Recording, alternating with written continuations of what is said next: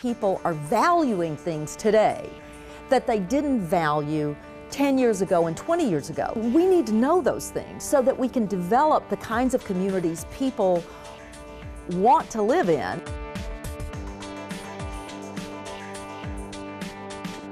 I think most of the people that we talk to recognize that, but they don't know exactly what the change is going to mean or where it's going to go. It's so easy to think that the housing law that we're suffering today is just a result of the 2008 problems and some problems with residential mortgage lending practices. The demographic fundamentals that are changing are having a far bigger effect. I came back to Dublin in 2008 to serve as its city manager.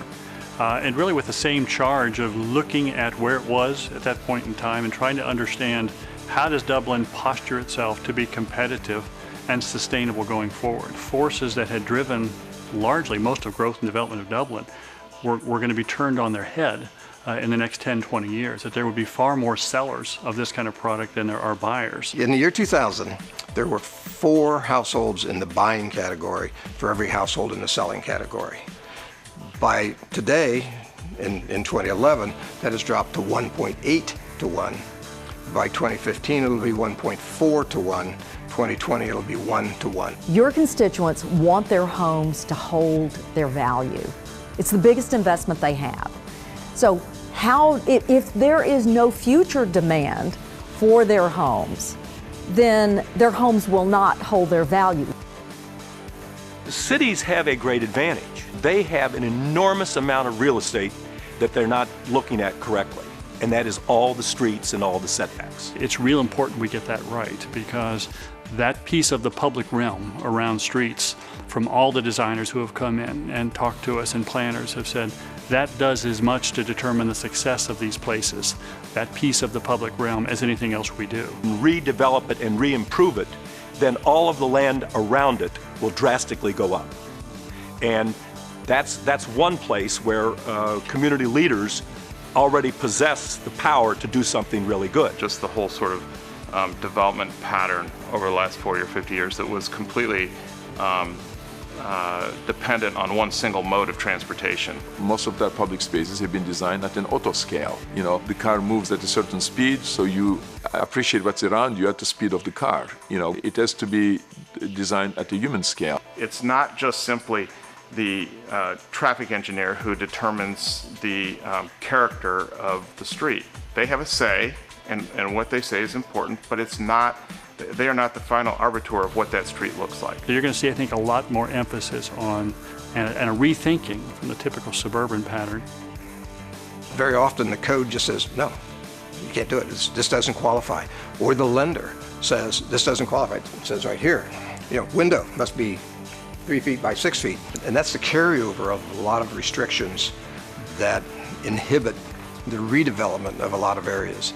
Understanding what it takes for any developer to deliver this and how that won't work under traditional regulatory environments is a major hurdle. The economic development aspects of the consideration were very, very, very strong. And those elements together got Dublin to look at a much different model of urban development. Bend the rules at best, and sometimes just outright violate them. If you become bound by them, then it becomes, and this is true in the creation of space, the creation of communities, if you're overly prescriptive, it becomes very much like a paint by number. Okay, you can see where the lines are, but the best art blurs the edges. I'm looking for a community first who welcomes this kind of approach to development, and also a government structure who is very willing to cooperate with the developer. Community leaders that you want that are on the same wavelength that want to do that as well. Because we cannot create those places who require higher densities and different ways of creating place without them cooperating and accepting to break some of their traditional rules. So zoning is particularly focused on the separation of uses, and real environments are about mixing uses. If your legacy systems are leading you to develop something that the market no longer favors, you've got a problem, and you need to change those legacy systems. A lifelong community is probably one of the most important things the community can begin to think about. If you have to move out of your community because now I'm too old to live here, or I'm too young, I cannot find anything for me, then it's not a true community. You know, if they age out of a big house and they age out of a neighborhood where everything is separated and nothing is within walking distance, if you don't have those other options for them, you're going to lose them because they cannot, I mean, they simply cannot stay there. You know, people age, and as their lifestyles change, they would like to stay, like, you know, as often as not. To have a community that works across a life, you need walkability, you need mixed uses, so the trips are shorter, everything's within closer distance. You need transit, and you need a variety of housing stock so that as I expand my family, I can get a bigger house. As I downsize my family, I can get a smaller place. I can rent, I can own, I can do different things at different stages in life. Accommodating a wide variety of folks at different stages of life, I think becomes a tremendous positive. Young people may be leading the market, but they're not alone. And I think everybody has the anecdotal evidence of, you know, empty nester boomers wanting also to kind of have a more convenient lifestyle, a walkable lifestyle. I don't believe that we're going to see the single-family development going forward. When I talk to communities, that's what's first and foremost in their mind.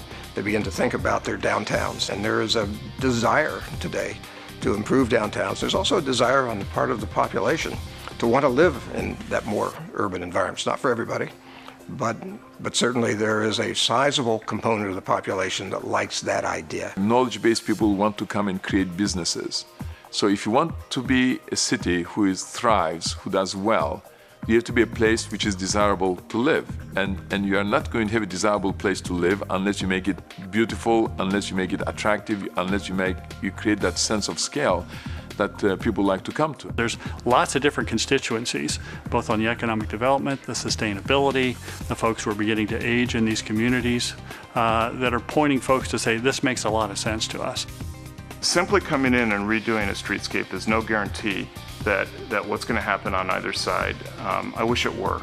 Having said that, if you get the right-of-ways right, if you sort of get that urban envelope between the buildings designed properly, you'll find that you get a greater mix of businesses. You get just there's a general feeling that this is a quality space, and people begin to feel comfortable investing in it. When they think about where their favorite places are that they like to visit, increasingly it is those real vibrant, walkable, mixed-use locations where the first floor activity of buildings spills out onto sidewalks, where the architecture of the building seems to have fit and framed the space. The economic activity and the housing taking place around it, the value is added to those by virtue of the quality of the street that they surround.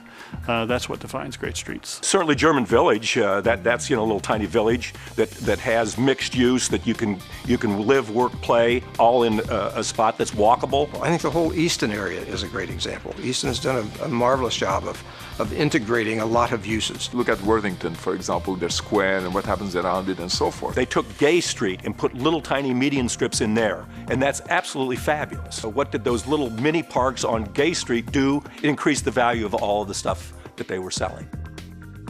I don't believe that in Central Ohio we're going to get back to a point that where we were 8 or 9 or 10 years ago, or even 15 years ago. We always have to think about future-proofing our communities. How will our community have value, hold value, grow value? It's understandable that in times of tight budgets that you instantly want to cut your expenses. And we've seen a lot of that. We continue to see a lot of that.